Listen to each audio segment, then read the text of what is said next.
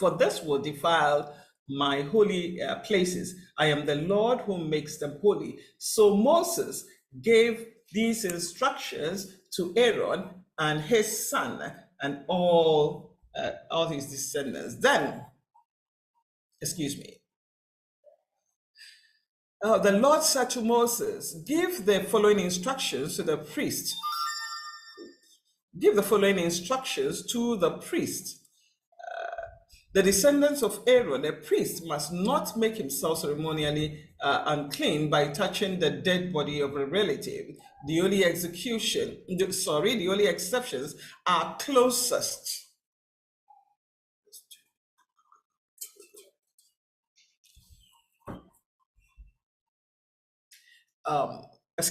Give them the following. Give them the following.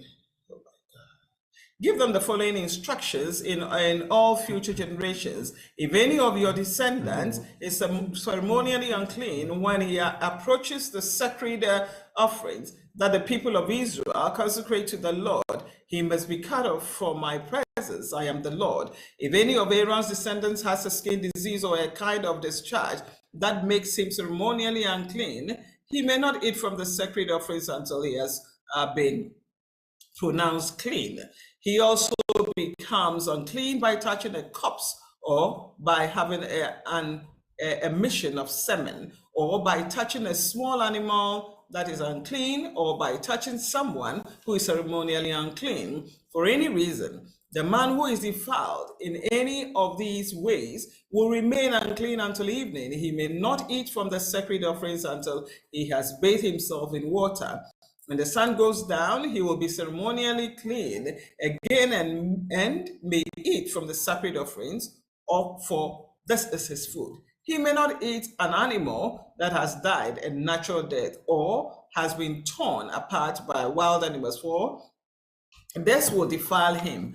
I am the Lord. The priest must follow my instructions carefully, otherwise they will be punished for their sin and will die for the violating instructions. I am the Lord who makes them holy. No one outside a priest's family may eat the sacred offerings. Even guests and hired workers in a priest's home are not allowed to eat them. However, if the priest buys a slave for himself, and the slave may eat from the sacred offerings, and if his slaves have children, they also may share his food. If a priest's daughter marries someone outside the priestly family, she may no longer eat the sacred offerings. But if she becomes a widow or is divorced and has no children to support her, and she returns to live in her father's home as in her youth, she may eat her father's food again. Otherwise, no one outside a priest's family may eat the sacred offerings.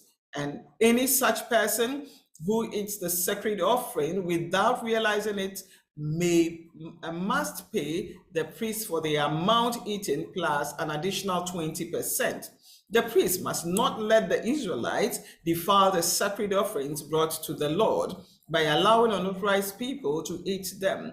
They would bring guilt among them and require them to pay compensation. I am the Lord who makes them holy. And the Lord said to Moses, give Aaron and his sons and all the Israelites these instructions, who apply both to native Israelites and to the foreigners living among you. If you present a gift as a burnt offering to the Lord, whether it is to fulfill a vow or is a voluntary offering, you will be accepted only if your offering is a male animal with no defects. It may be a bull or a ram or a male goat. Do not present an animal with defects, because the Lord will not accept it on your behalf. If you present a peace offering to the Lord from the head or the flock, whether it is to fulfill a vow or is violating offering, you must offer a perfect animal. It may have no defect of any kind. You must not offer an animal that is blind, crippled, or injured, or that has a skin sore, a scar. Such animals must never be offered on the altar as special gifts to the Lord. If a bull and lamb has a leg that is too long or too short, it may be offered as a voluntary offering, but it may not be offered to fulfill a vow. If an animal has damaged testicles or is castrated, you may not offer it to the Lord. You must never do this in your own land, and you must not accept such an animal from foreigners and then offer it as a sacrifice to your God. Such animals will not be accepted on your behalf, for they are mutilated or defective.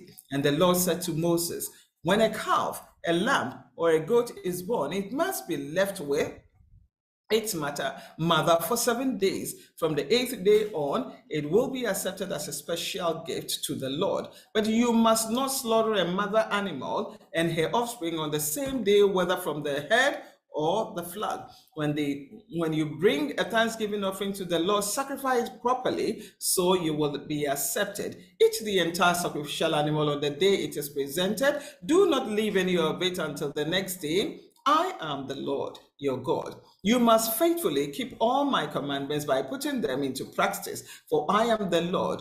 Do not bring shame on my holy name, for I will display my holiness among the people of Israel. I am the Lord who makes you holy. It was I who rescued you from the land of Egypt, that I might be your God, and I am the Lord. The Lord said to Moses, chapter 23. The Lord said to Moses, give the following instructions to the people of Israel. These are the Lord's appointed festivals which you are to proclaim as official days of holy assembly. You have 6 days in each week of your ordinary work, but the 7th day is a Sabbath day of the rest, of Sabbath day of complete rest, an official day for holy assembly. It is the Lord's Sabbath day, and it must be observed wherever you live. In addition to the Sabbath, these are the Lord's appointed festival, the official days for holy assembly that are to be celebrated at their proper times each year. The Lord's Passover begins at sundown on the 14th day of the first month. On the next day, the 15th day of the month, you must begin celebrating the festivals of unleavened bread. This festival to the Lord continues for 7 days, and during that time, the bread you eat must be made without yeast. On the first day of the festival, all the people must stop their ordinary work and observe an official day for the holy assembly. For 7 days, you must present special gifts to the Lord.